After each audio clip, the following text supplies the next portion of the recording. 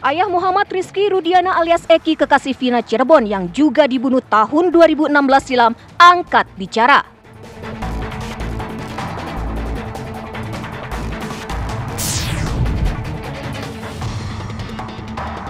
PDI Perjuangan menegaskan tidak akan mengundang Presiden Joko Widodo ke Rakernas partai.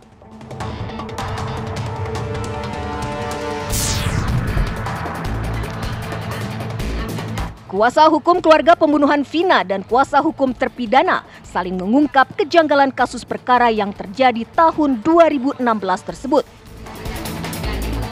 Saksikan selengkapnya di program Apa Kabar Indonesia Malam sesaat lagi.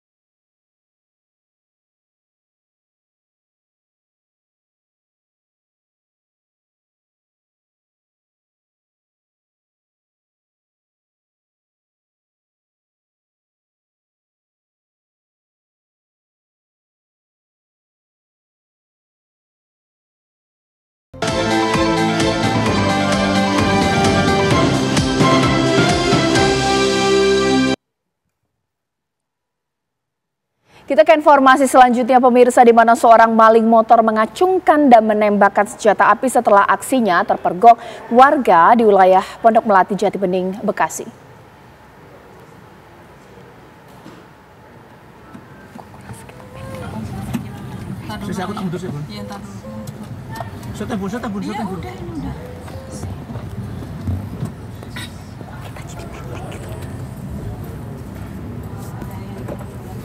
Dari video yang direkam warga, terlihat pelaku pencurian motor ini memegang senjata di tangan kanannya, mengancam warga yang hendak menangkapnya di perempatan Rawa Bacang, Pondok Melati, Kota Bekasi pada Sabtu pagi. Menurut kesaksian warga, ini pemirsa, sebelumnya pelaku sempat menabrak pengendara motor lainnya hingga akhirnya terjatuh dari motor curian yang diambilnya dari kompleks Hankam. Saat warga hendak menolong, terdengar teriakan maling dari warga lainnya yang membuat pelaku seketika mengacungkan dan menembakkan senjata api ke arah warga yang mengejarnya. Warga berusaha melawan dengan melempar sejumlah benda keras ke arah pelaku. Pelaku terdesak dan mencoba kabur ke pemukiman warga hingga akhirnya tertangkap. Menurut warga, tidak ada korban yang terkena peluru. Namun satu orang juru parkir mengalami luka di bagian kaki saat hendak mengamankan pelaku.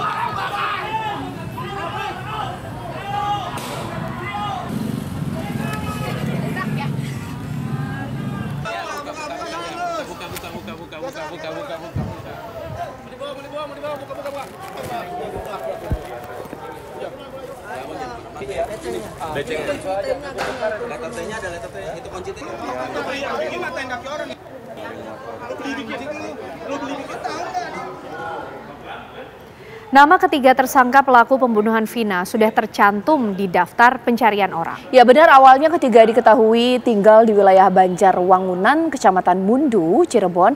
Namun setelah ditelusuri oleh petugas kepolisian dan pihak desa, ketiganya tidak tinggal di desa tersebut.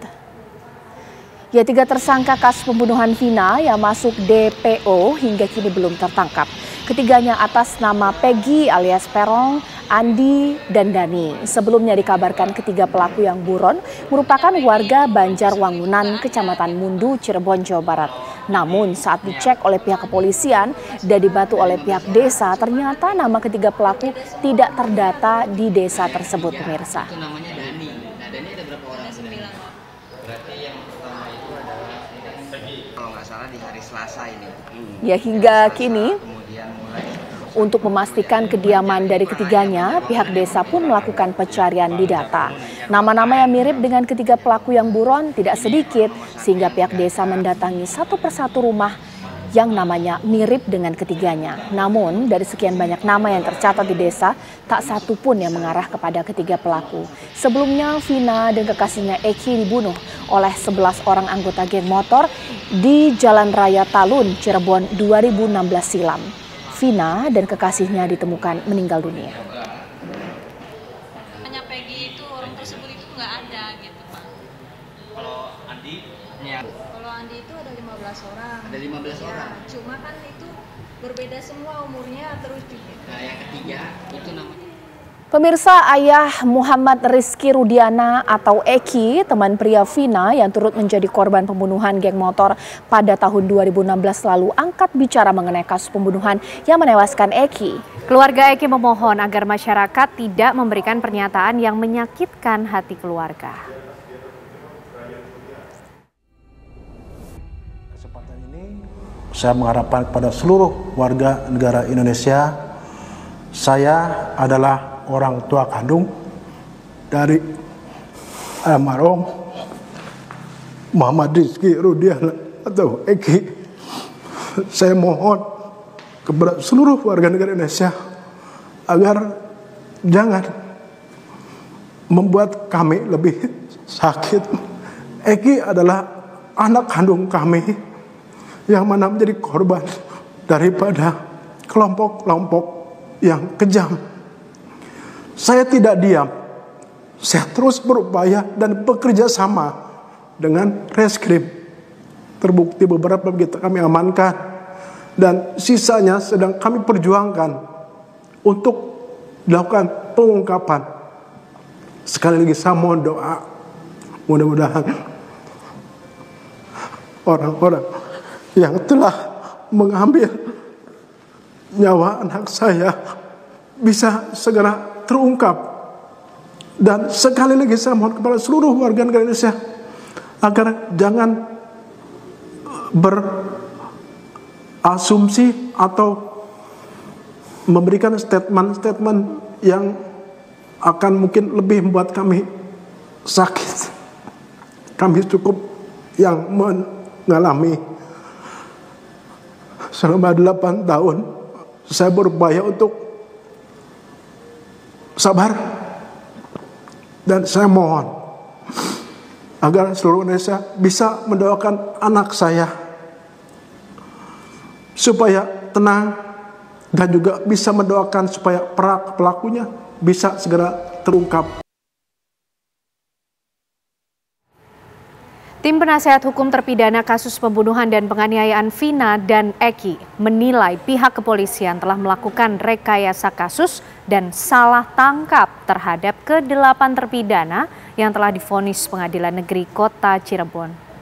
Ya, tim penasehat hukum terpidana kasus pembunuhan Vina dan Eki membeberkan fakta baru dari kasus ini. Dari otopsi dan visum kedua korban disebutkan tidak terdapat luka tusuk dari senjata tajam dan luka penganiayaan, melainkan kedua korban hanya mengalami luka lecet dan luka pada bagian kepala. Dari hasil otopsi juga menjelaskan penyebab kematian Eki dan Vina karena adanya luka serius pada bagian dari tubuh korban, yakni di tengkorak kepala bagian belakang dan juga leher. Namun fakta tersebut berbeda dengan hasil vonis yang dibacakan hakim, yaitu kedua korban tewas akibat tertusuk senjata tajam di bagian dada dan perut. Selain terdapat perbedaan amar putusan dan hasil otopsi dan visum, tim penasehat hukum juga menjelaskan adanya salah tangkap dan dugaan rekayasa terhadap kasus tersebut. Rekayasa kasus atau dugaan rekayasa kasus dan salah tangkap tersebut dijelaskan karena ketujuh pelaku tidak mengenal kedua korban dan pelaku berada di tempat yang berbeda saat kejadian. Sementara satu pelaku ke-8 merupakan pelaku kepemilikan senjata tajam yang dijadikan barang bukti, padahal berbeda kasus. Tim penasehat hukum meyakini kasus yang disinyalir merupakan kasus pembunuhan sadis terhadap Vina dan Eki yang kembali viral ini tidak pernah terjadi.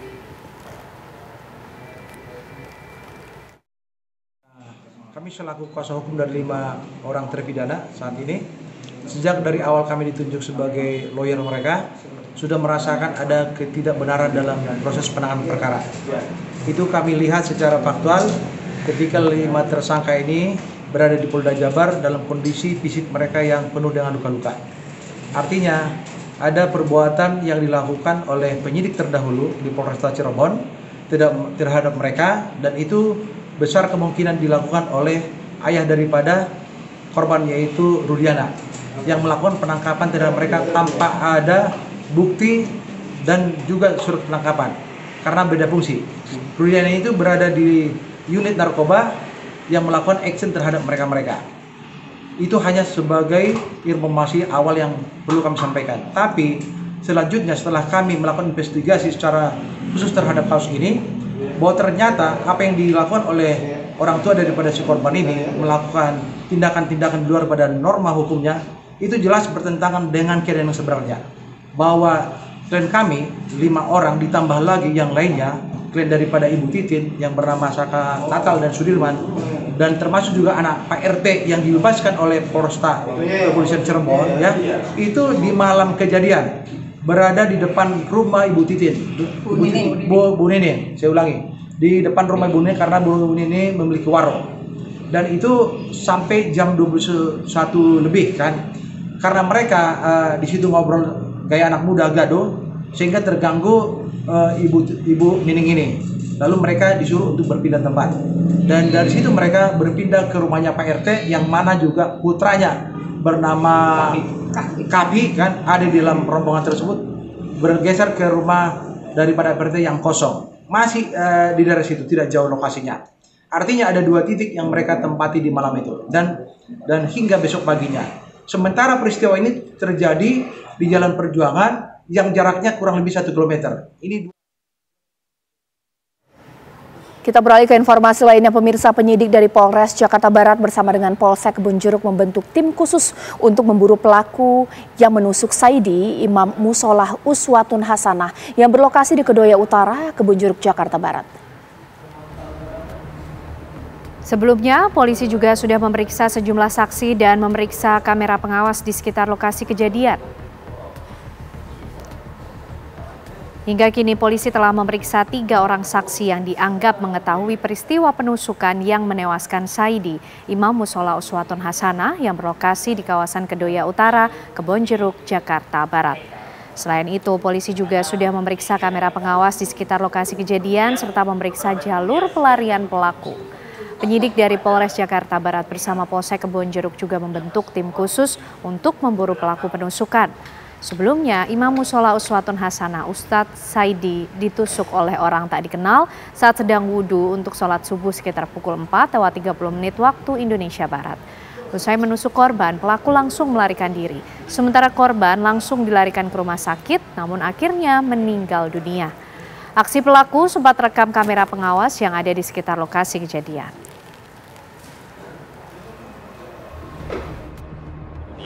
Saat ini kita sedang melakukan proses penyelidikan dengan mengumpulkan petunjuk maupun bukti-bukti pendukung seperti keterangan saksi-saksi yang ada di TKP, kemudian juga penelusuran terhadap CCTV yang ada di sekitar TKP ya terkait dengan kedatangan para pelaku dan juga lintasan jalur yang digunakan oleh pelaku di dalam melakukan aksinya. Ya, penyidik gabungan dari Polres Satreskrim Polres Metro Jakarta Barat dan Polsek Kebon Jeruk sudah kita bentuk menjadi satu tim untuk bergerak bersama-sama mencari keberadaan pelaku.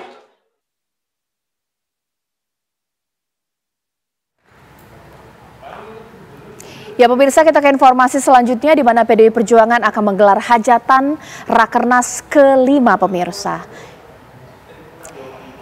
Ya, ini dia informasi ya bahwa akan ada Rakernas ke-5 yang digelar oleh PDI Perjuangan. Informasi yang akan kami kabarkan untuk Anda usai jeda berikut. Kembali di Apa Kabar Indonesia Malam, pemirsa, PDI Perjuangan akan menggelar hajatan Rakernas ke-5 di Ancol pekan depan. Ya, walau acara itu masih sepekan lagi, namun PDI Perjuangan sudah lebih dulu menegaskan bahwa pihaknya tidak akan mengundang Presiden Joko Widodo.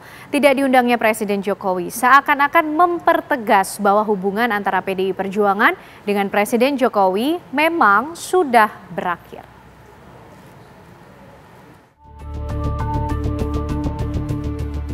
PDI Perjuangan sepertinya tak kunjung rujuk dengan Presiden Joko Widodo.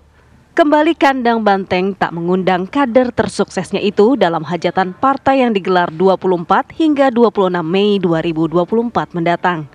Meski Rakernas masih sepekan lagi, PDIP menegaskan tak akan melibatkan Presiden Jokowi ataupun Wapres Ma'ruf Amin. Ketua DPP PDI Perjuangan Jarod Saiful Hidayat beralasan Presiden tengah sibuk dan menyibukkan diri. Selain itu, menurut Jarod, agenda Rakernas kali ini hanya untuk kalangan internal. Tentang bagaimana ketegasan dari sikap politik PDI Perjuangan, sebaiknya ditunggu saja. Ya, ditunggu saja. Kejutan-kejutan apa saja yang nanti akan muncul di Rakernas, ditunggu saja. Termasuk juga siapa saja yang akan diundang. Tapi yang jelas, Presiden dan Wakil Presiden tidak diundang. Ya. Kenapa? Karena beliau sudah sangat sibuk dan menyibukkan diri. Ya. Dan Pak Komar pasti tidak setuju. Ya. Jadi, ini hanya untuk internal PDI Perjuangan. Sekali lagi, pesertanya untuk internal PDI Perjuangan.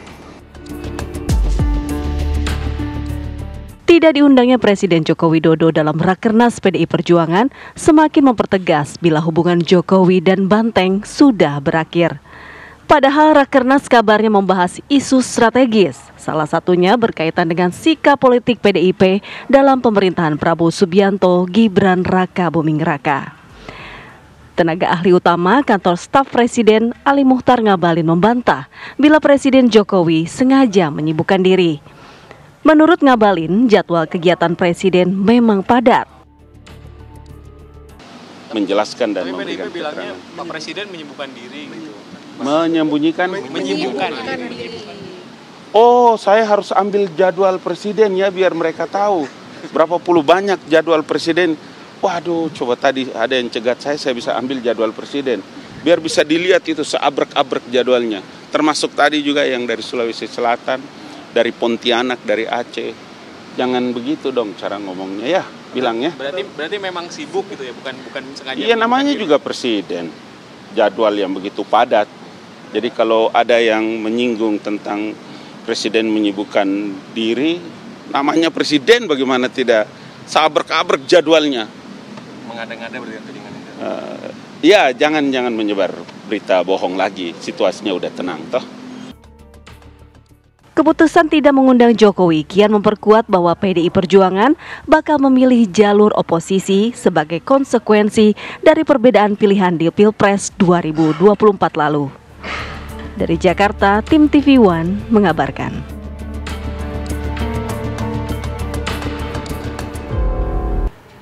Sekitar 5 bulan lagi, posisi nomor 1 di Republik ini akan berganti. Ya, posisi Presiden Joko Widodo sebagai Presiden RI ke-7 akan dilanjutkan oleh Prabowo Subianto, di mana Jokowi pun segera memasuki masa pensiun. Namun, Jokowi masih menjadi magnet politik di usianya yang memang masih muda sebagai politisi. Jokowi diminta untuk tidak perlu pensiun karena masih produktif dan memiliki kemampuan jaringan yang bermanfaat bagi negara.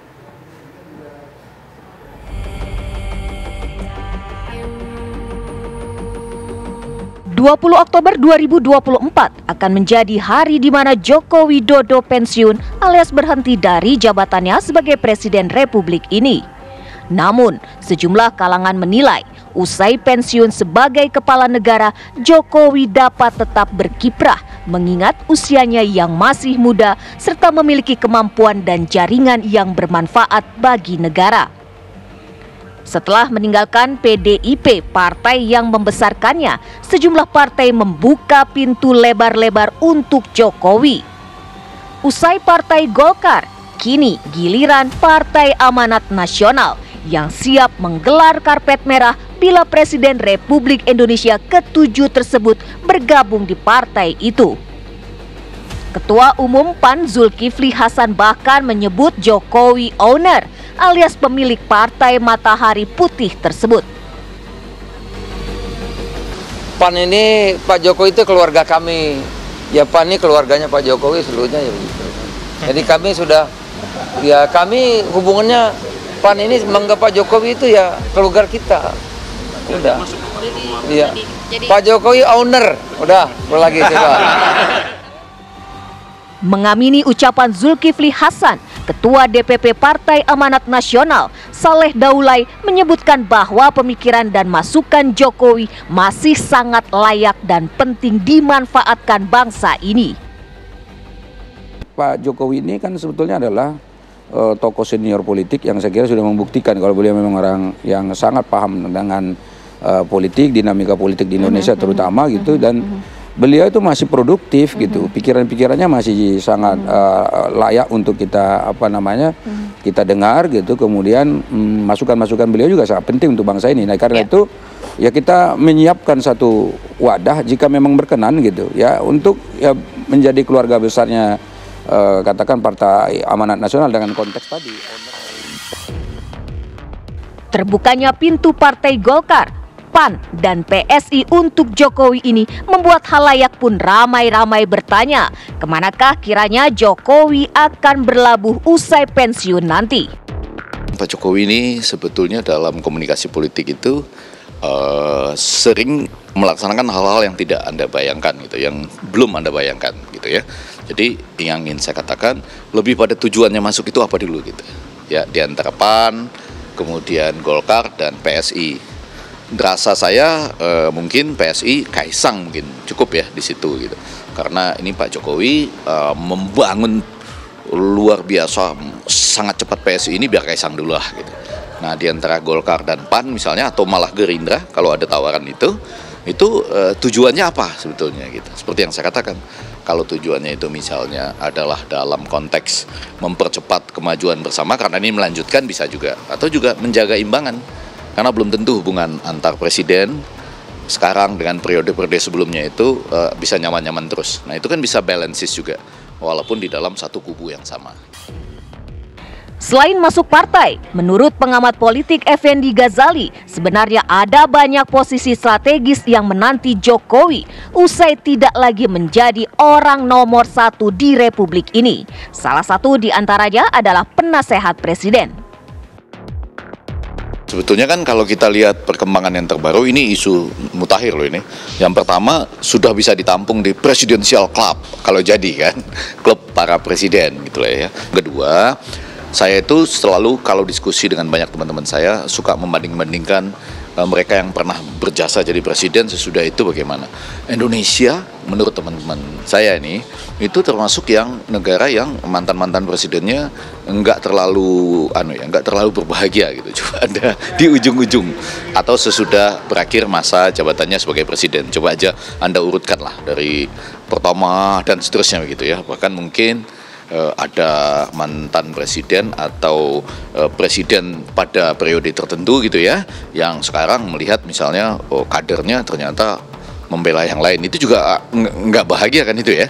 Nah dengan demikian mudah-mudahan nanti ada sebuah peranan yang cocok yang akan dijalankan oleh Pak Jokowi, walaupun Pak Jokowi sendiri bilang jangan ngomong-ngomong itu loh, saya masih presiden 6 bulan lagi loh gitu, kurang lebih menjelang 20 Oktober gitu. Nah tapi pada bagian lain tentunya yang ketiga, ketika Pak Prabowo ini melanjutkan gitu ya, melanjutkan Pak Jokowi, nah berarti posisi yang pas itu ya sebagai penasehat presiden. Ada banyak pilihan posisi strategis rupanya yang menanti Presiden ke-7 Republik Indonesia ini usai pensiun pada Oktober mendatang. Namun semua masih misteri kemana kiranya Jokowi akan menancapkan pelabuhan terakhirnya. Semua pihak menduga-duga, namun dalam politik yang tampak di permukaan belum tentu itu menjadi pilihan.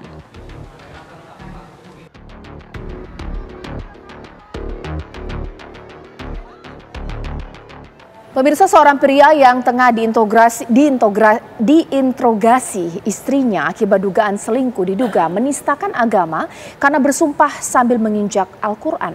Ya, ironisnya terlapor yang merupakan mantan Kepala Kantor Otoritas Bandar Udara Wilayah 10 Merauke, Kementerian Perhubungan itu dilaporkan istrinya sendiri di kasus tersebut.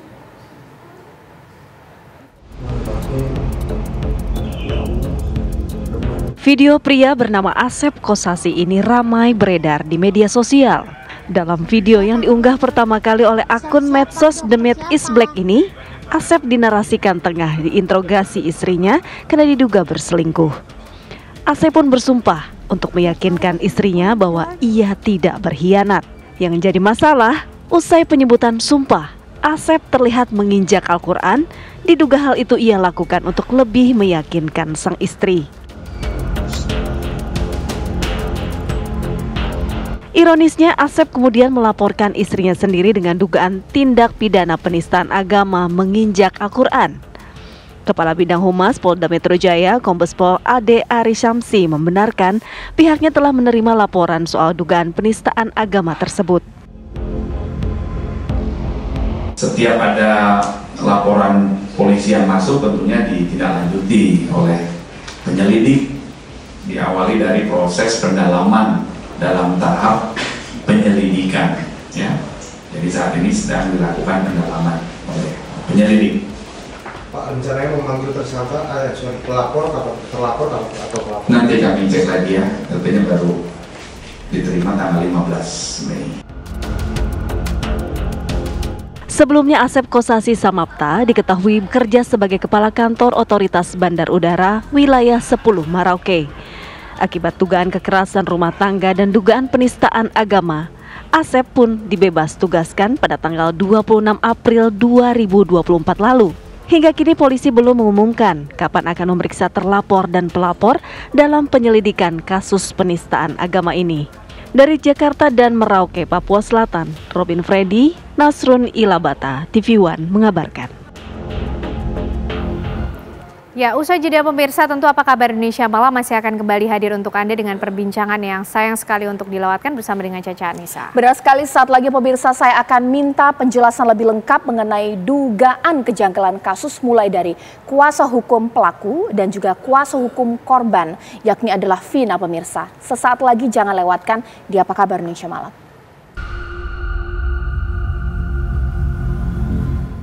Kasus pembunuhan Vina Dewi dan Rizky Rudiana alias Eki masih belum sepenuhnya tuntas meski perkara tersebut terjadi pada 2016 silam. 3 pelaku pembunuhan yang ditengarai merupakan 3 warga desa Banjarwangun, Kecamatan Mundu, Kabupaten Cirebon belum tertangkap. Kepala Desa Banjarwangunan, Kecamatan Mundu, Sulaiman mengatakan, baru mengetahui ada 3 orang yang disebut sebagai warga desanya yang menjadi buron dalam kasus pembunuhan Vina. Dari pencarian data di desa, hasilnya tidak ada satupun yang mengarah ke 3 pelaku. Terbaru itu, Rudiana selaku ayah dari Eki, teman pria Vina yang turut menjadi korban pembunuhan, buka suara. Rudiana menyatakan pihaknya tidak tinggal diam dalam upaya mengungkap kasus pembunuhan anaknya dan telah bekerja sama dengan Reskrim. Saya tidak diam, saya terus berupaya dan bekerja sama dengan Reskrim. Di sisi lain, Hotman Paris, kuasa hukum keluarga Vina menduga ada pengaruh besar oknum aparat yang melindungi 3 DPO. Dugaan tersebut semakin menguat lantaran 8 terpidana dalam kasus tersebut sempat mengubah keterangannya dalam berita acara pemeriksaan secara bersamaan. Sementara Jogi Nainggolan, kuasa hukum sejumlah terpidana membeberkan fakta-fakta kejanggalan dalam kasus pembunuhan ini soal rekonstruksi yang sebenarnya tidak pernah dilakukan oleh kliennya.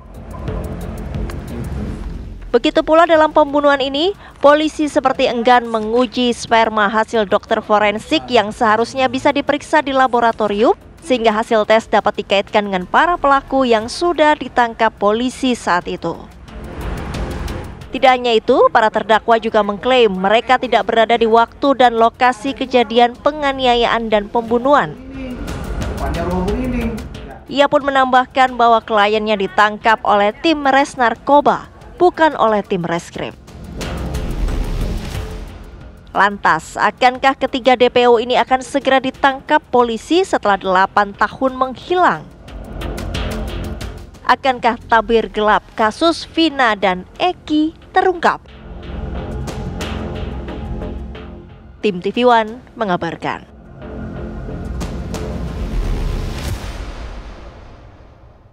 Pemirsa, kita masih menunggu aparat kepolisian menangkap 3 orang yang saat ini masih menjadi buron, tapi memang baik untuk kita mendudukan permasalahan ini karena saat ini terbentuk opini-opini yang berbeda dari berbagai macam sisi, pemirsa. Dari kuasa hukum pelaku mengatakan ada kejanggalan, hal yang sama juga terjadi dari sisi korban, yakni adalah keluarga Vina. Saya akan hadirkan 2 kuasa hukum, keluarga Vina, bahkan juga keluarga dari pelaku, pemirsa, di Apa Kabar Indonesia Malam. Tapi di studio TV One sudah hadir pengamat hukum pidana kita, Pak Ahyar Salmi. Selamat malam, assalamualaikum. Waalaikumsalam. Dan saat ini saya juga sudah bersama dengan kriminal kita, Mbak Hanifah Hasnah. Selamat malam, assalamualaikum, Mbak. Waalaikumsalam. Saya mau menyapa pemirsa kuasa hukum baik dari korban yakni Mbak Putri Maya Rumanti dan kuasa hukum dari 5 terpidana kasus pembunuhan tersebut yakni Bang Jogi Nainggolan. Selamat malam Mbak Putri, selamat malam Pak Jogi. Selamat malam. Ya, mungkin sebelum saya ke Mbak Putri, saya ingin ke Pak Jogi terlebih dahulu. Pak, apa yang Bapak katakan sekarang sedang disorot, dianggap sebuah langkah yang berani. Bapak mengatakan bahwa klien Bapak bukan merupakan pelaku. Sebenarnya apa dasar Bapak mengatakan hal tersebut? Apa yang berbeda mungkin yang diyakini oleh klien Bapak? Seperti apa? Terima kasih. Selamat malam kembali. Dan saya tidak akan pernah mundur dari ucapan saya yang pernah saya sampaikan pada saat acara 2 Sisi yang dipandu oleh Ibu Angge. Dan betul secara realita apa yang menjadi keluhan daripada keluarga klien kami termasuk juga keluarga yang lain itu adalah fakta real yang harus kami perjuangkan, walaupun saat ini klien kami bersama dengan klien daripada kuasa hukum lain sudah menjadi terpidana dengan hukuman 20 seumur hidup. Nah, secara terus terang kami mengatakan bahwa klien kami adalah bukan bagian daripada pelaku kejahatan yang dituduhkan sebagaimana dalam berkas perkara.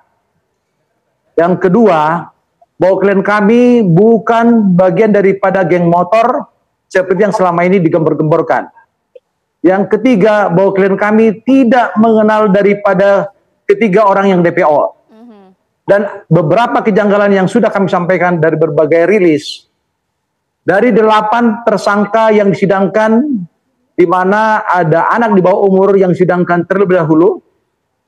Kemudian yang 7 orang itu disidangkan secara bersamaan. Nah, dari 1 orang, tersangka yang disidangkan yang bernama Ripaldi alias Ucil, tidak mengenal yang 7 orang. Ini perlu dicatat. Tidak mengenal yang 7 orang, dan sebaliknya juga yang 7 orang tidak mengenal 1 orang yang disidangkan pada saat bersamaan di Pengadilan Negeri Cirebon. Pak Jogi. Artinya, jika ada satu perbuatan yang terjadi dilakukan secara bersama-sama, impossible atau sangat tidak logis apabila ada di antara mereka tidak saling mengenal.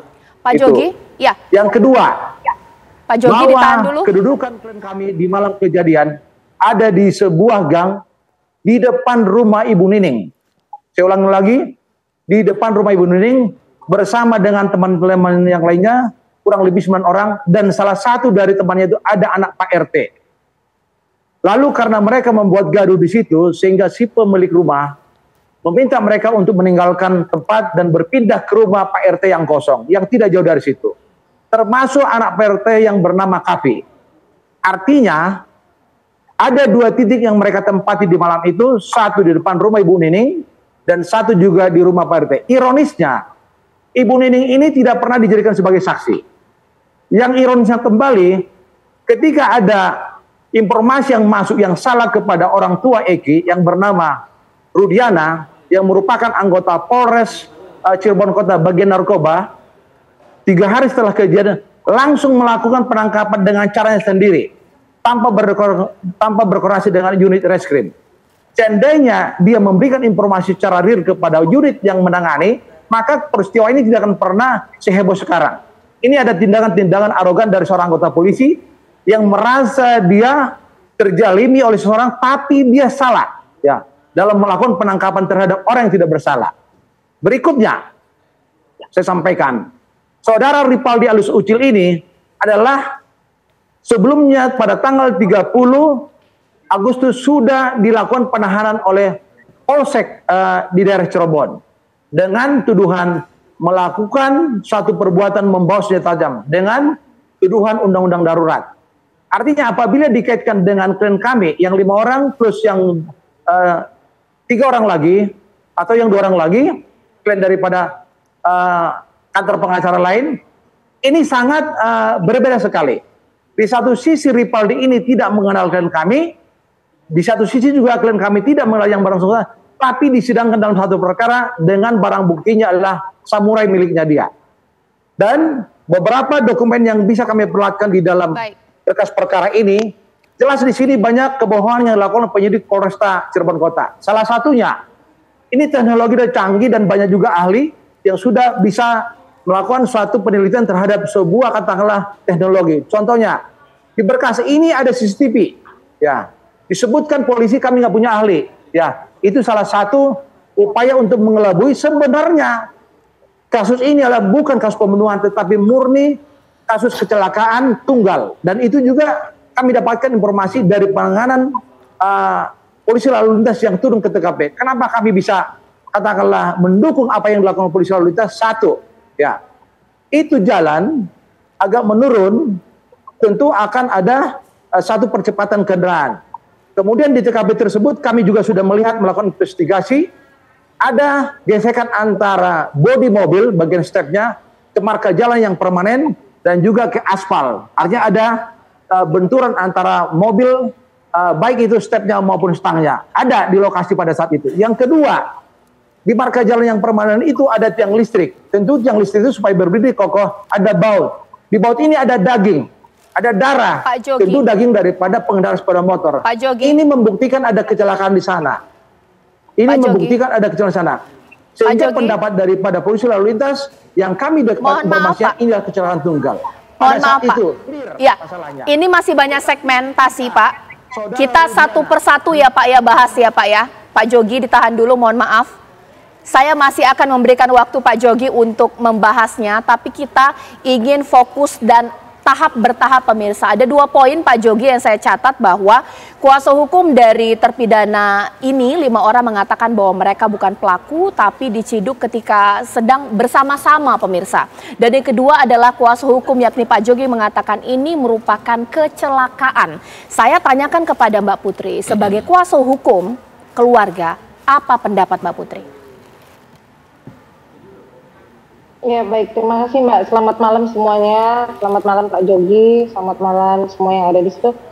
Saya ingin menanggapi dari apa yang disampaikan oleh Pak Jogi perihal fakta-fakta persidangan yang menyatakan bahwa kliennya tidak ada di lokasi saat kejadian. Kemudian dia menyatakan bahwa itu murni kecelakaan atau memang benar adanya kecelakaan.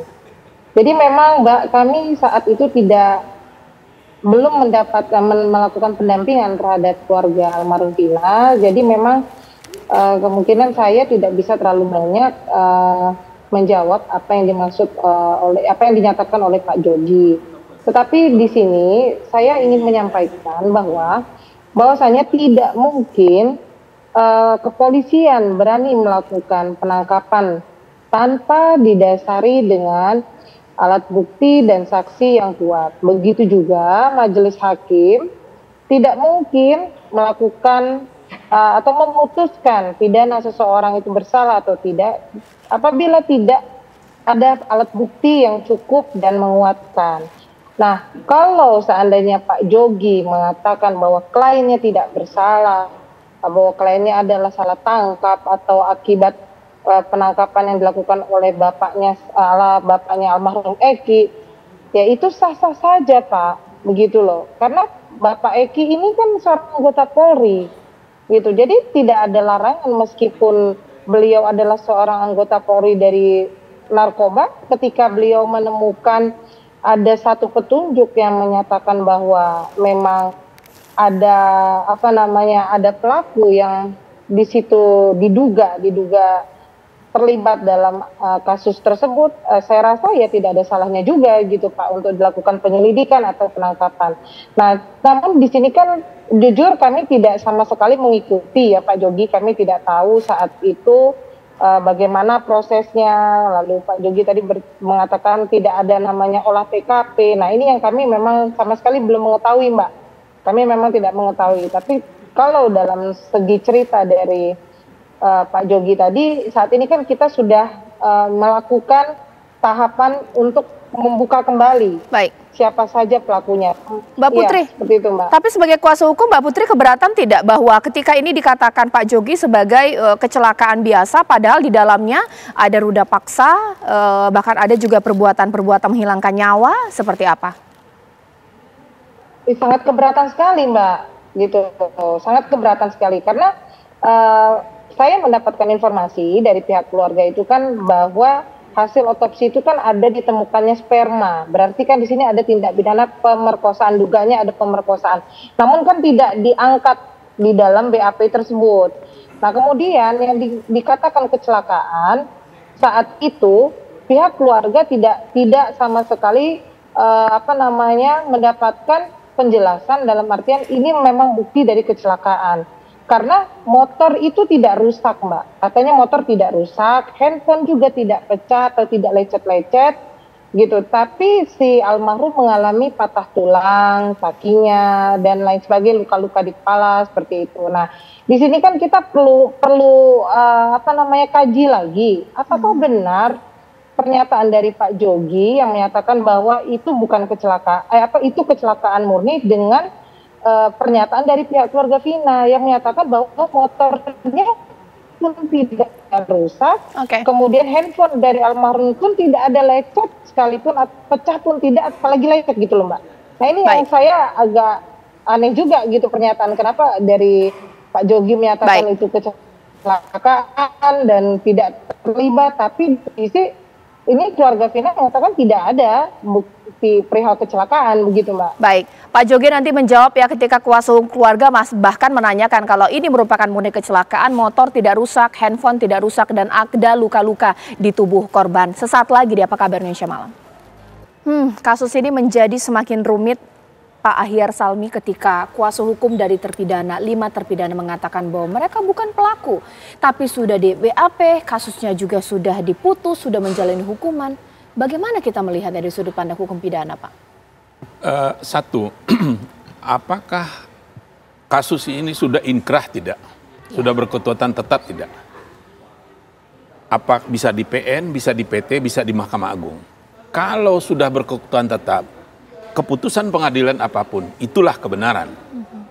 Kecuali ada yang Pak Jogi katakan tadi, ada alibi di situ, ada argumentasi di situ, tentu ada novum.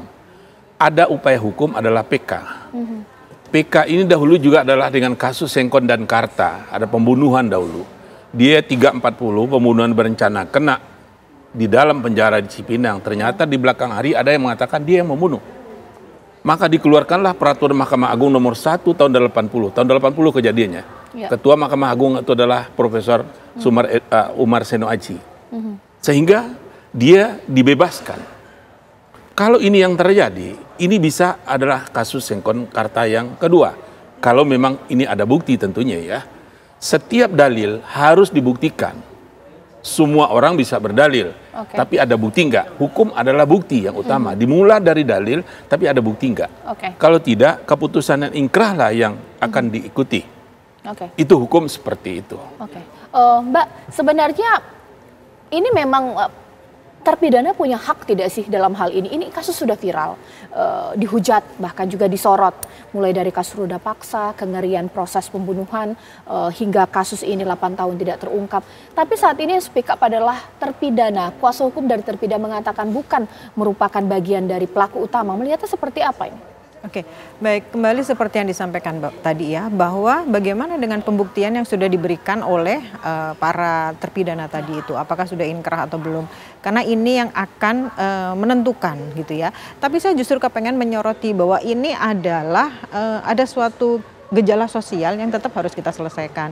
Bahwa di situ ada ruda paksa, ada pembunuhan, ada street crime, ada narkoba. Karena ada, kalau memang benar kejadiannya seperti ini, berarti ada orang-orang yang melakukan dengan agresivitas yang luar biasa sehingga sampai terjadi pembunuhan. Apakah orang normal bisa membunuh kalau tidak dengan cara berkelompok, dengan kelompok-kelompok nakal atau kelompok-kelompok delinkuan, atau memang mereka punya daya dan upaya karena mereka mengkonsumsi obat-obat tertentu, sehingga ketika ini akan dituntaskan, ini yang selesai akan banyak sekali karena banyak hal yang bisa diungkap dari street crime ini sendiri. Oke, saya kembali ke Pak Jogi. Pak Jogi sudah tersambung dengan saya ya.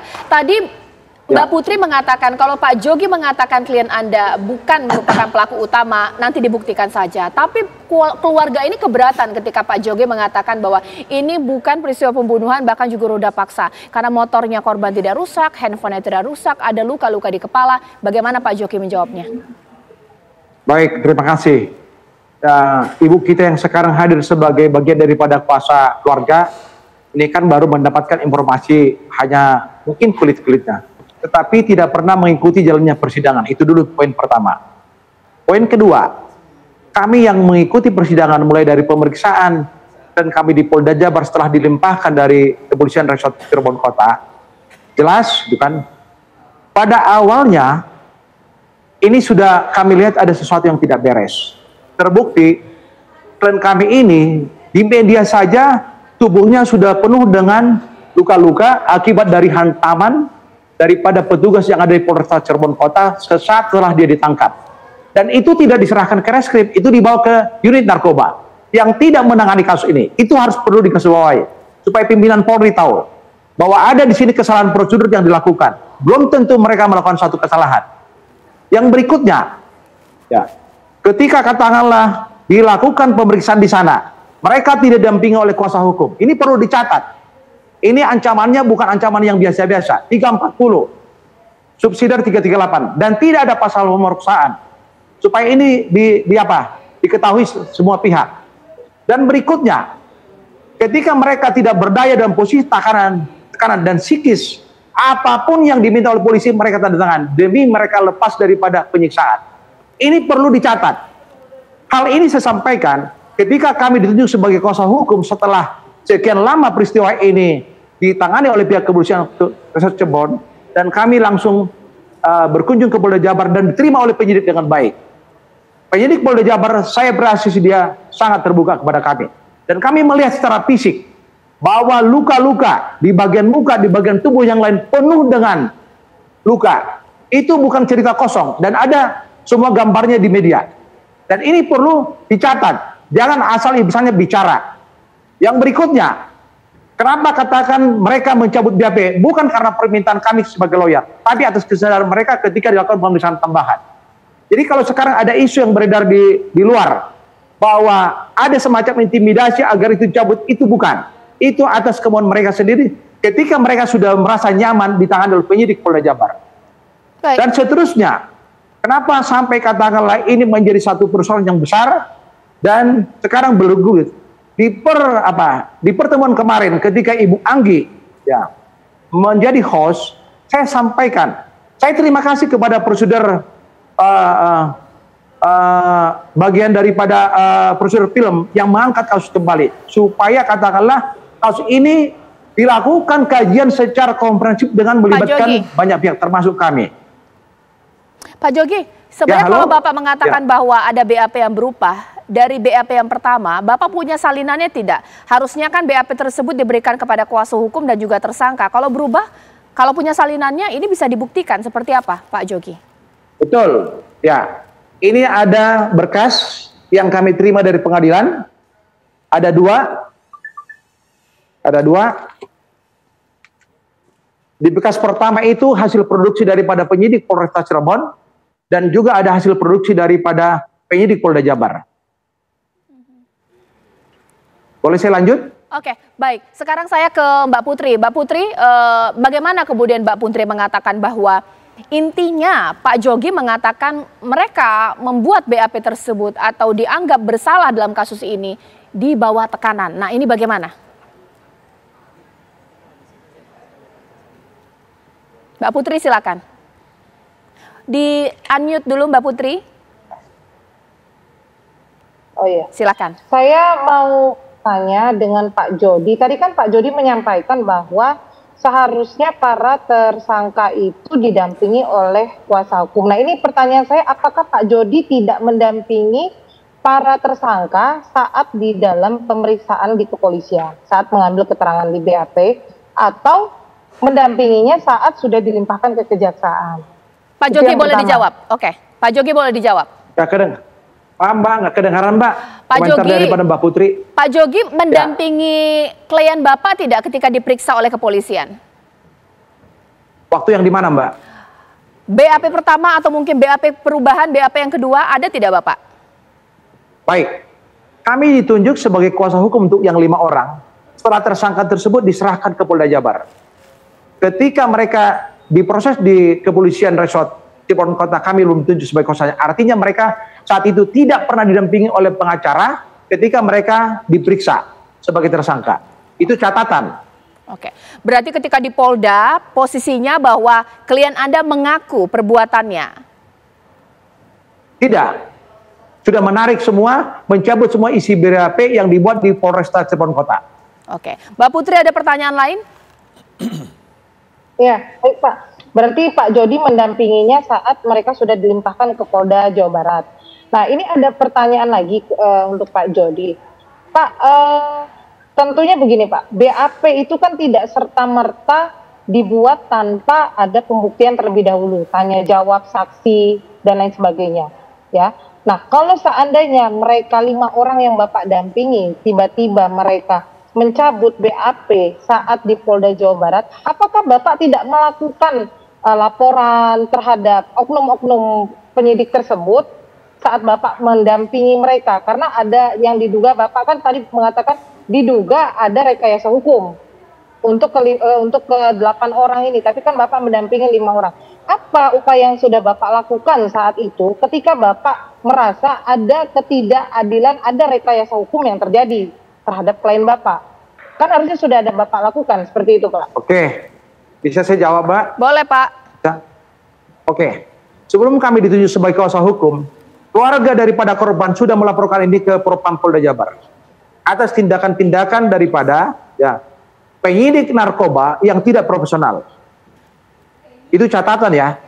Narkoba menangkap orang tanpa prosedural, sekalipun Rudiana itu adalah ayah daripada korban. Itu catat itu. Ya. Catat itu. Dan itu hanya berdasarkan informasi yang tidak valid dan tidak didukung oleh bukti. Nah, bisa saya lanjutkan? Lanjutkan Pak. Oke, baik. Nah, tadi saya jelaskan. Di malam tanggal 27, klien kami bersama dengan teman-temannya sedang duduk-duduk di depan rumah Ibu Nining. Dan mereka adalah pekerja kasar dan juga buruh bangunan. Dan tidak termasuk geng motor. Dan tidak kenal dengan DPO yang 3. Dan tidak kenal dengan tersangka Ripaldi alias Ucil.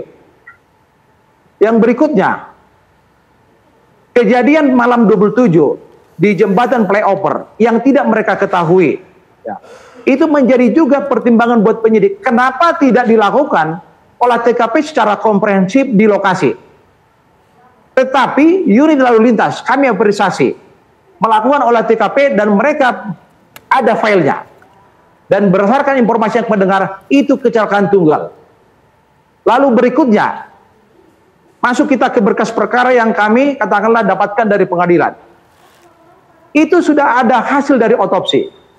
Di otopsi tersebut betul ada sperma di bagian tubuh daripada wanita. Kalau kita bicara dalam konteks hukum pembuktian, kaitannya dengan scientific crime investigation, klien kami ada dalam posisi penguasaan polisi untuk membuktikan itu, dan sudah ada referensi dari dokter forensik agar dilakukan peningkatan pemeriksaan sperma terhadap DNA. Tidak dilakukan. Ada apa di balik daripada itu? Kita orang-orang hukum ngertilah kan bagaimana hukum pembuktian. Saya sebagai dosen juga ya, ngerti saya dan pengajar hukum pidana. Baik. Berikutnya, ada CCTV di lokasi kejadian. Sederhana alasan kepolisian, kami nggak punya ahli, terlampau naik.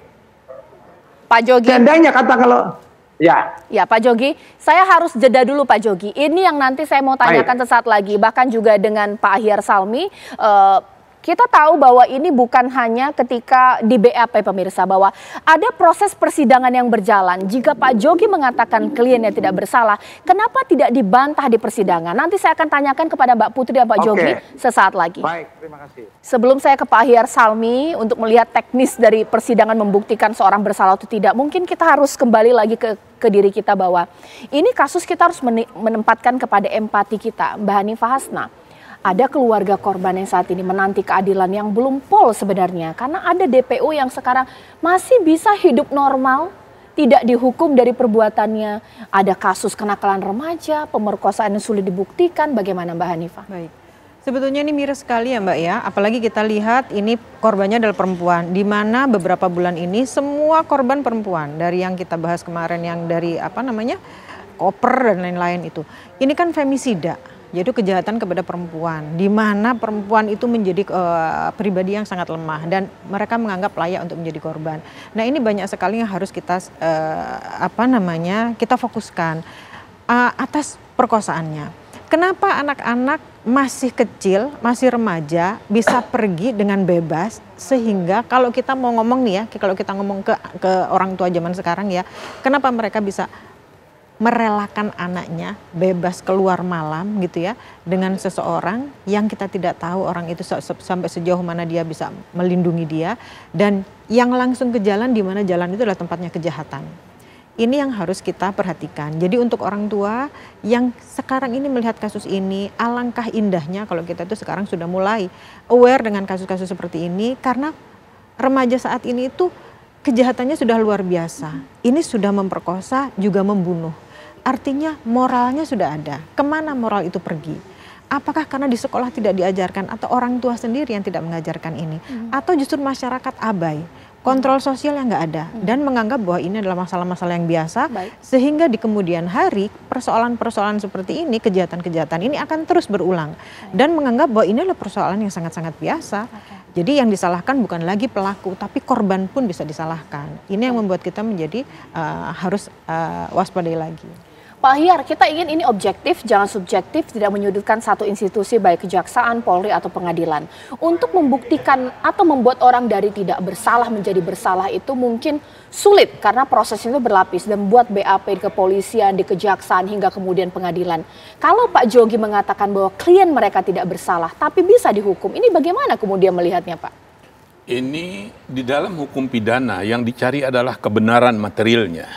Ini saatnya. Kalau benar Pak Jogi ada bukti, ini PK upaya hukumnya. Ungkap siapa yang melakukan pembunuhan, siapa yang melakukan pemerkosaan.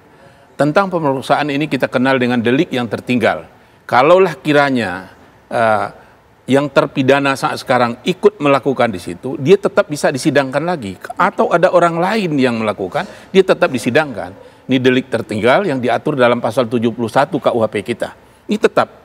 Ancaman pidananya kalau ini belum orang-orang yang terdahulu itu melakukan pidana terhadap yang dia melakukan pembunuhan, nanti akan dijatuhkan ancaman yang terberat. Sekarang seumur hidup terbuka kemungkinan pidana mati nanti, karena 340 adalah pidana mati.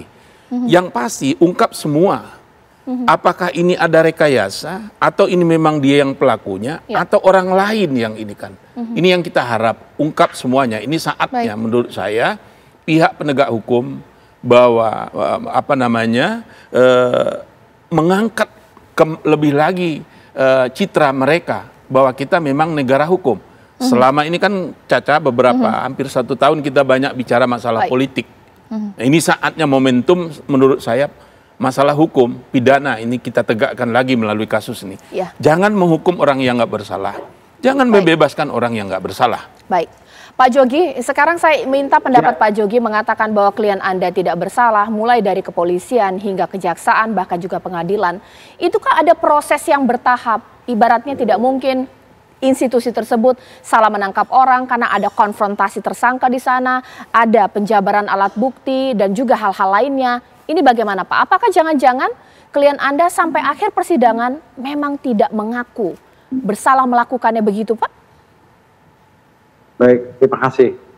Saya sedikit agak bicara ilmiah dulu karena saya juga seorang dosen. Ya. Di dalam ruang lungkit pembuktian hukum pidana harus diawali dengan penyelidikan.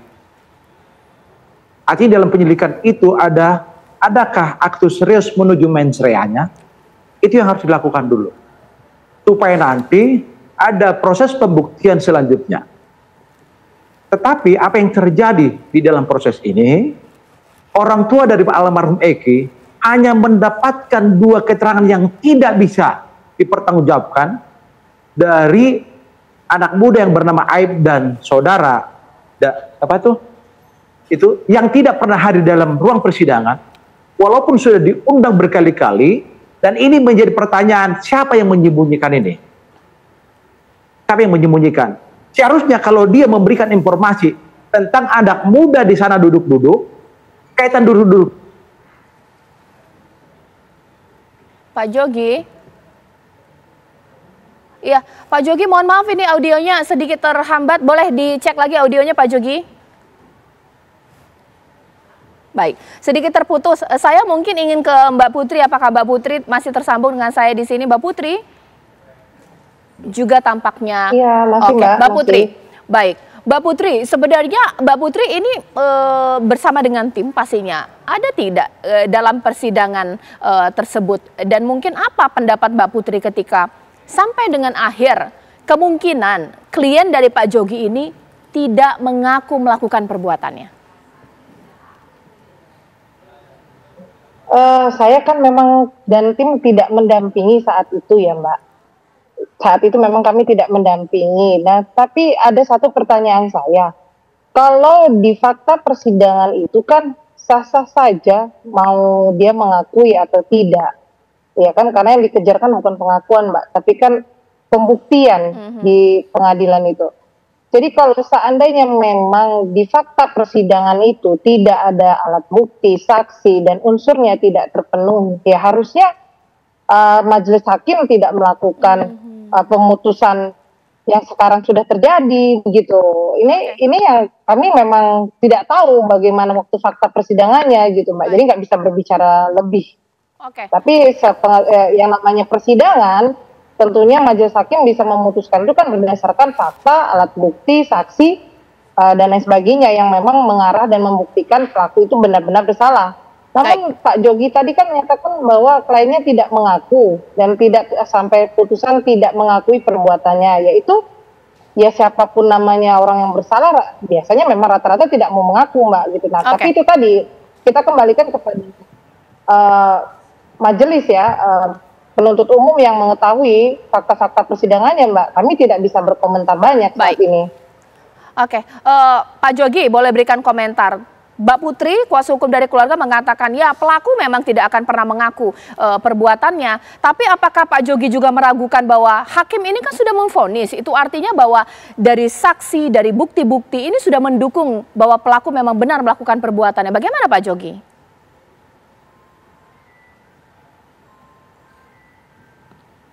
Pak Jogi boleh dijawab? Ya, baik.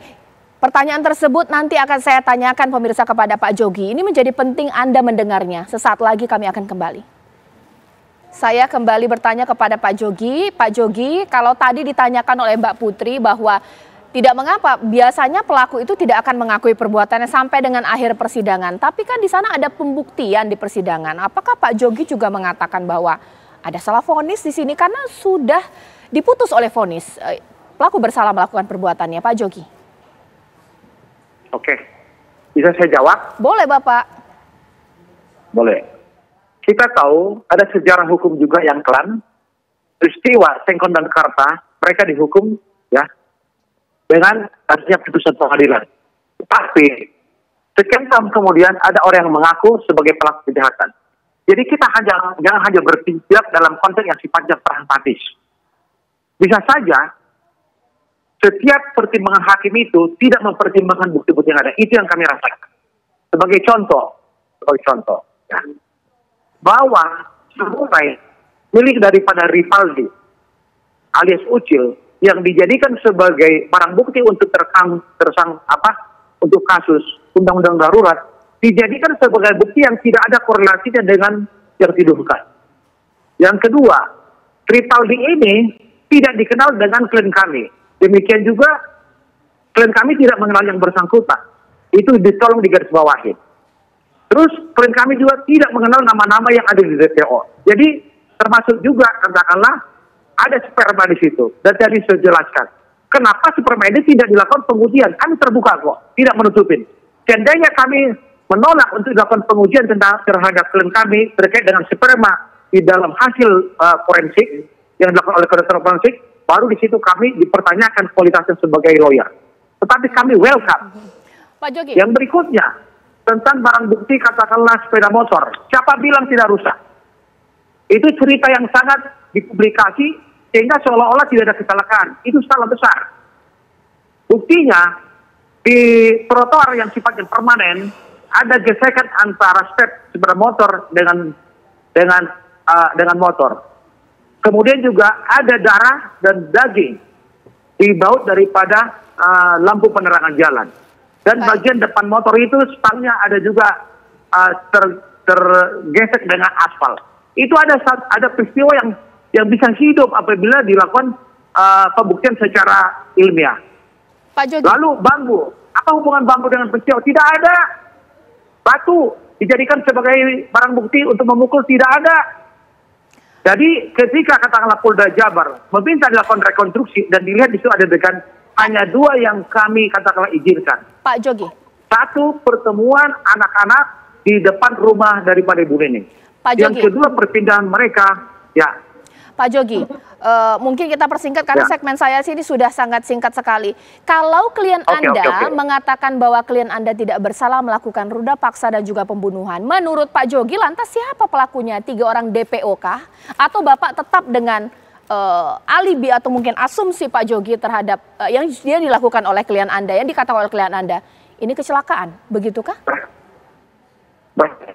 Makanya di sini kesempatan yang sangat luar biasa supaya pimpinan Polri memerintahkan bawahannya untuk melakukan pemeriksaan ulang baik terhadap kecelakaan yang ada dokumennya di lalu lintas, dilakukan secara komprehensif, tidak sepotong-sepotong.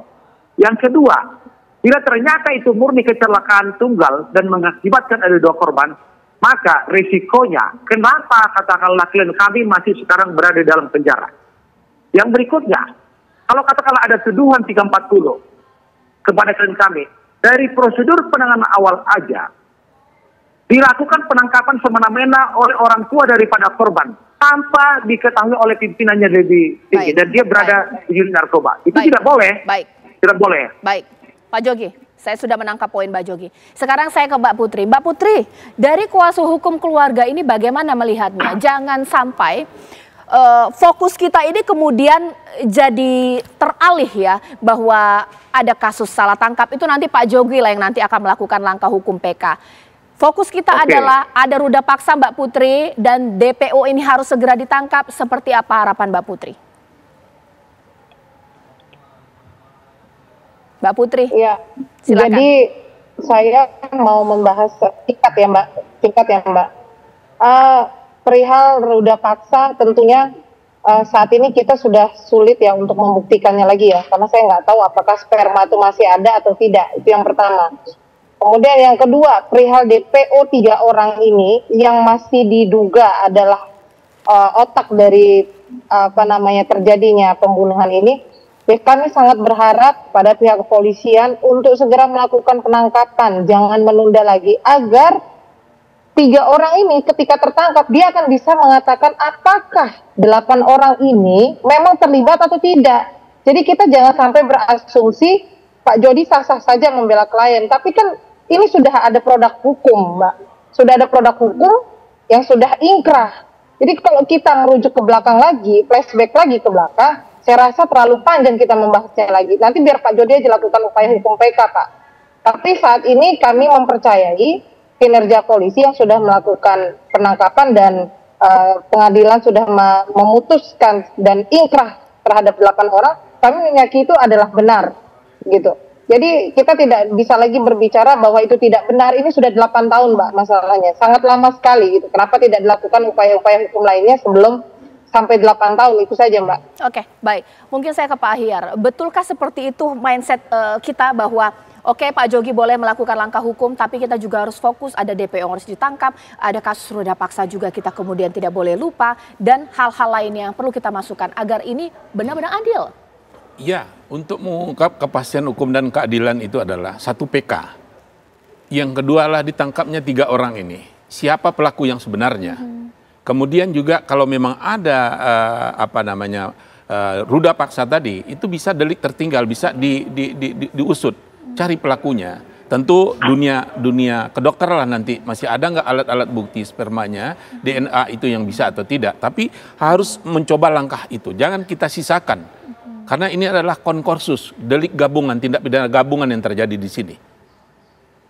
Ada pembunuhan, ada pemerkosaan. Ini harus kita tuntaskan. Siapa pelakunya? Setiap tindak pidana kejahatan pasti meninggalkan jejak. Tinggal bagaimanakah penegak hukum, kita sama-sama mengawal, mencari jejak itu tadi. Kita ungkap apa adanya. Itulah kebenaran material yang diharapkan oleh hukum pidana kita. Itu saja. Mbak Hanifah, kasus ini sebenarnya sebagai pemicu ya, bahwa banyak sekali kasus-kasus seperti ini yang terjadi tidak bisa terungkap, memang karena sulit secara kasus, sulit untuk dibuktikan. Tapi dengan ada hal ini bagaimana kemudian kita bisa belajar sebagai masyarakat, bahkan juga dari institusi ini, bagaimana melihatnya? Oke. Kalau sudah berdiskusi seperti ini kan jadi terbuka semuanya ya Mbak ya. Tadi sudah disampaikan bahwa kasus ini akan mudah terbuka ketika si 3 orang tadi itu ketemu. Ya. Yang menjadi masalah adalah bagaimana masyarakat mau membantu untuk menemukan sementara identitasnya saja tidak jelas, fotonya tidak ada. Kalaupun mereka bertiga ini melarikan diri, sepintar apa mereka melarikan diri? Padahal ketika pelaku ini melakukan, mereka masih anak-anak. Jadi cara berpikir mereka mungkin sangat sederhana dan mereka tidak pernah melakukan kejahatan. Artinya mereka akan melakukan pelarian diri ke tempat-tempat tertentu yang paling aman, yaitu di keluarganya. Kalau memang dia tidak pergi ke keluarganya, di keluarganya tidak ada, berarti ada seseorang yang berkuasa yang memang menyembunyikan mereka. Sehingga inilah yang menjadi kasus ini menjadi sulit. Jadi saya sepakat dengan Pak Jody tadi, kalau memang ini bukan pelaku, ya dibuktikan. Membuktikannya seperti apa? Masa tidak ada kejahatan yang tanpa pelaku? Berarti pelaku yang 3 ini yang harus segera dicari. Jadi sekarang kan yang dibutuhkan adalah melibatkan masyarakat untuk mengetahui bagaimana masyarakat harus terlibat. Kan akan sulit gitu ya, hanya bisa mengawal saja masyarakat untuk saat ini. Baik, terima kasih Mbak Hanifah, terima kasih Pak Ahyar Salmi. Pak Jogi, terima kasih atas waktunya. Kita begitu menghargai apa yang Bapak katakan. Kita tunggu nanti jika ada proses hukum untuk klien Anda. Kita juga menghormati waktu dari keluarga korban tanpa mengurangi rasa hormat. Kita tetap akan mengawal bahwa kepolisian akan cepat menangkap 3 DPO. Terima kasih Mbak Putri, Pak Jogi, terima kasih. Mbak? Ya. Dan pemirsa, 1 menit, Mbak? Boleh Bapak, silakan 1 menit Bapak. Baik, terima kasih.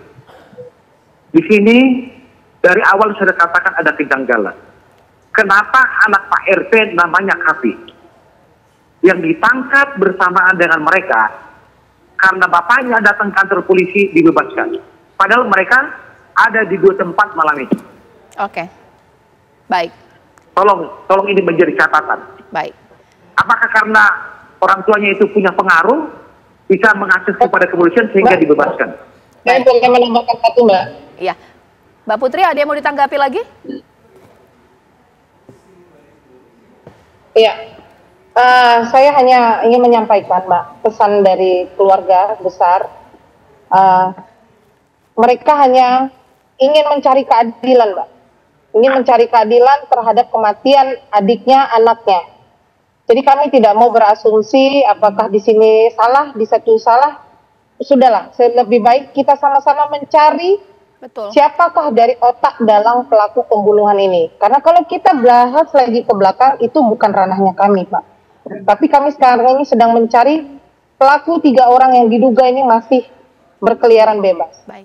Gitu. Jadi sama-sama Pak, kita cari, sama-sama masyarakat Indonesia membantu kami juga, membantu kepolisian untuk membuktikan kalau 3 orang itu tertangkap dan benar apa yang dikatakan Pak Jody, kliennya tidak bersalah, itu akan sangat mudah, Pak. Kalau sekarang kan kita masih berandai-andai, Pak. Jadi bagaimana caranya 3 orang ini yang diduga pelaku utama ini bisa segera tertangkap? Mari bersama-sama kita untuk melakukan pencarian, investigasi, agar ini terungkap. Gitu Mbak. Terima kasih. Terima kasih Mbak Putri. Pak Jogi terima kasih ini sudah memberikan statement-statement terakhir. Intinya insya Allah lah ya, kita nanti tunggu aparat kepolisian akan benar-benar bekerja ekstra keras pemirsa untuk menangkap 3 DPO. Fungsinya apa? Supaya ada keadilan untuk keluarga korban pemirsa. Nah pemirsa sekarang sebelum saya nanti akan menutup di segmen ini, saya juga akan menghadirkan informasi bahwa mahalnya biaya pendidikan kuliah ini sekarang menjadi sorotan. Informasinya usai jeda berikut. Anda masih menyaksikan Apa Kabar Indonesia Malam. Pemirsa, mahalnya biaya pendidikan uang kuliah tunggal atau UKT dan iuran pengembangan institusi atau IP menuai keresahan. Dewan Perwakilan Rakyat menilai ini tidak misi Indonesia Emas digaungkan pemerintah untuk menciptakan sumber daya manusia yang berkualitas.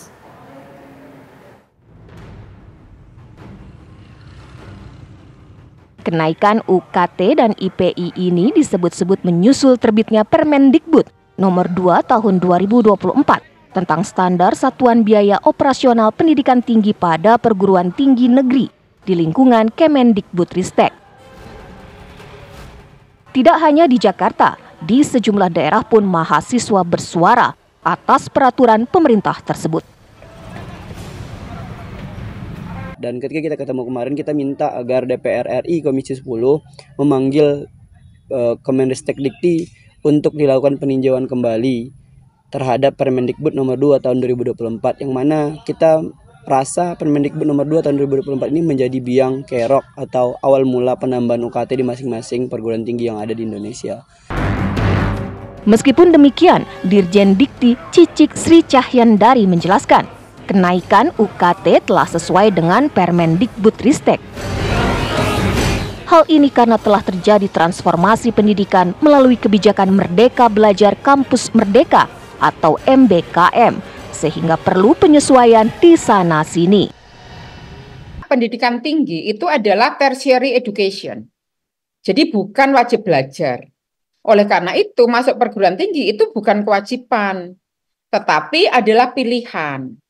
Tetapi di sisi lain, perguruan tinggi itu sudah clear sebagai kebijakan dari Menteri adalah harus bersifat inklusif, bahwa dapat diakses oleh berbagai kalangan masyarakat, baik dari masyarakat yang kurang mampu maupun masyarakat yang punya kemampuan ekonomi yang tinggi. Tetapi memang basis yang kita tetapkan adalah harusnya didasarkan pada kemampuan akademik semata. Jadi tidak boleh melihat kemampuan ekonomi, tetapi didasarkan pada kemampuan akademik. Nah, oleh karena itu, dan karena ini sifatnya adalah tertiary education, pendidikan yang sifatnya adalah pilihan, maka pemerintah itu juga tidak menyiapkan pendanaan utuh karena pernyataan PLT Sekretaris Dirjen Dikti ini dianggap sebaiknya tidak diutarakan demikian. Mestinya pemerintah mampu mengatasi bagaimana menyediakan fasilitas pendidikan tinggi untuk anak-anak marginal itu. Saya kira pernyataan seperti itu tidak bijak ya, di tengah menjeritnya para anak bangsa untuk melanjutkan kuliah, kemudian ada pernyataan yang seperti itu. Justru yang harus diungkapkan adalah bagaimana pemerintah ya mengatasi persoalan masyarakat-masyarakat atau anak-anak marginal ini yang mampu untuk melakukan kuliah di perguruan tinggi. Tepat semestinya. Sejalan dengan komentar itu, anggota Komisi 10 DPR RI Syaiful Huda menilai pernyataan itu dianggap tidak selaras dengan misi Indonesia Emas 2024 yang digaungkan pemerintah. Sebuah ironi karena hingga kini tingkat partisipasi masyarakat dalam pendidikan tinggi di Indonesia masih tertinggal jauh dibanding negara ASEAN lain, seperti Singapura dan bahkan Thailand sekalipun. Menempatkan perguruan tinggi sebagai tertiary education, saya kira ini semakin menebalkan asumsi publik bahwa orang yang tidak mampu, orang yang miskin memang tidak boleh untuk kuliah. Dan ini saya kira tragedi dalam konteks Indonesia yang menuju Indonesia Emas tahun 2045. Ini yang pertama, jadi kami protes, jadi statement ini tidak tepat. Akankah anggota Dewan dan pemerintah mampu mencari solusi? Tim TV One mengabarkan. Pemirsa, boyband asal Korea NCT Dream malam ini menggelar konser di Stadion Utama Gelora Bung Karno, Jakarta Pusat. Antusiasme para NCTzen menjelang konser NCT Dream telah terlihat sejak loket penukaran tiket dibuka pada pukul 12 siang tadi. Padahal konser sendiri baru dimulai pada pukul 19 waktu Indonesia Barat. Diperkirakan ada 22 lagu pilihan yang akan dinyanyikan NCT Dream dalam konser di Stadion GBK Jakarta malam ini. Diketahui Indonesia menjadi negara ketiga yang menjadi tujuan tur dunia NCT Dream pada tahun 2024.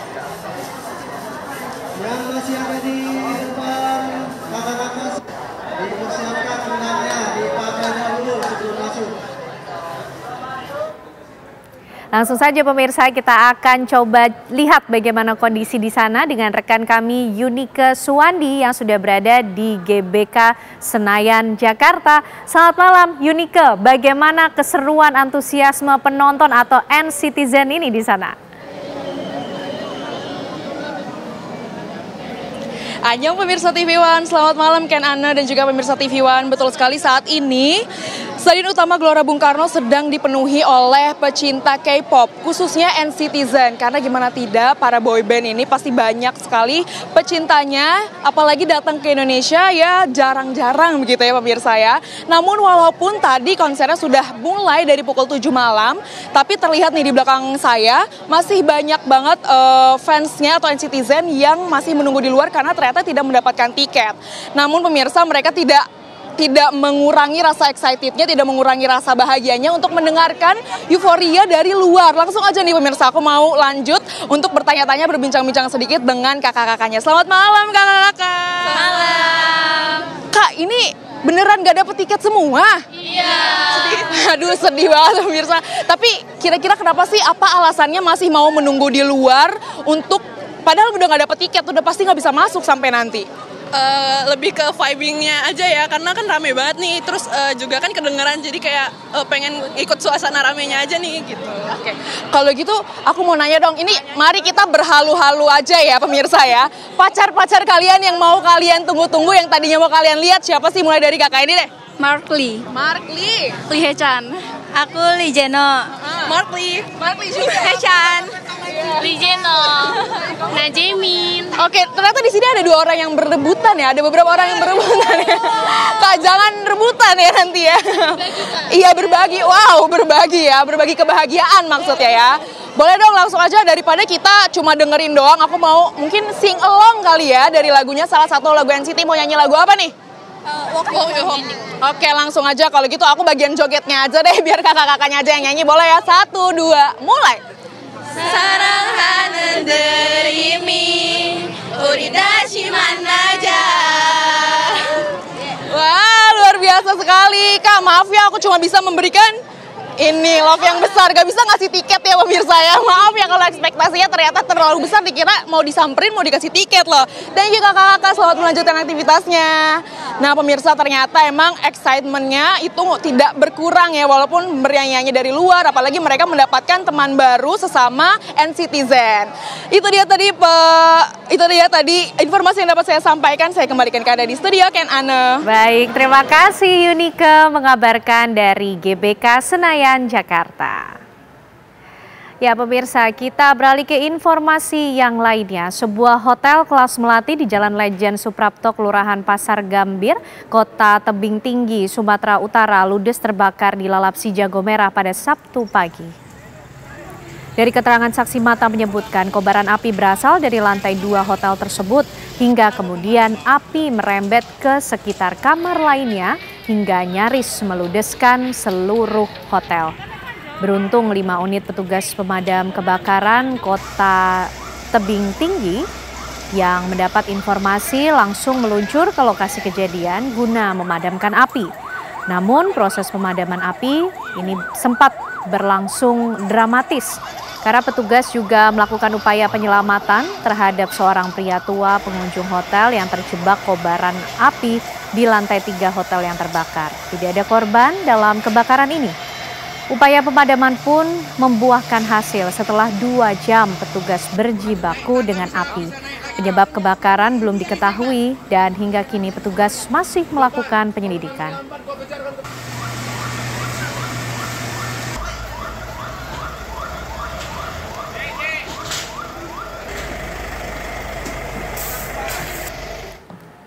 Ya, informasi tersebut pemirsa mengakhiri kebersamaan kita di Apa Kabar Indonesia malam ini. Benar sekali Ken Ana, tapi kita harus menutup Apa Kabar Indonesia malam untuk hari ini pemirsa. Jangan lupa untuk menyaksikan kabar utama sesaat lagi bersama Gina Vita. Saya Caca Anissa. Saya Ken Ana dan teman-teman yang bertugas pamit. Terima kasih, selamat malam, sampai jumpa.